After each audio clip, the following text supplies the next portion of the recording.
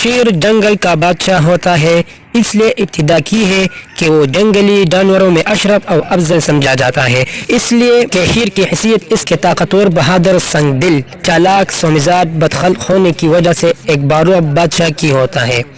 गालिबन इसलिए शेर से क़ुव्वत, दिलेरी, बहादुरी, जुर्रत, अक़दाम और हमला आवरी में मिसाल दी जाने लगी है। इसी वजह से हज़रत हमज़ा बिन अब्दुल मुत्तलिब रज़ियल्लाहु अन्हु को असदुल्लाह, शेर खुदा कहते हैं।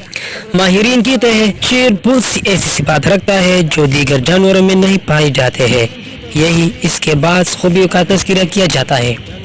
शेर भूख की हालत में सब्र करता है, पानी की हाजत बहुत कम महसूस करता है। ये भी खूबी है कि वो दूसरे जानवरों का शिकार किया हुआ जूठा नहीं खाता।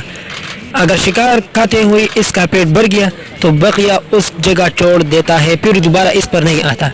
जब उसे शदीद भूख लगती है तो बदखल्क हो जाता है, लेकिन जब शक्ल सैर होता है तो सीधा जाता है। शेर कुत्ते का जूठा पानी कभी नहीं पीता। शेर की खुसूसियत ये भी है कि वो शिकार के बगैर चबाए हुए अपने अगले दांतों से नोच नोच कर खाता है। इसके मुंह में लुगात बहुत कम पैदा होता है कि अक्सर उसका मुंह गंदा रहता है।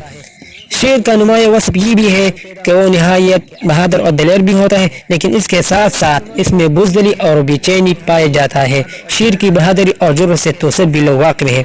अब इसकी कुछ बुज़दिली भी मिलाहत फरमाए। शेर मोर की आवाज़ से घबरा उठता है, बिल्ली की खौफनाक आवाज़ से भी डर जाता है, आग के देखने से हैरान होता है। शेर की गिरफ्त निहायत मजबूत होती है।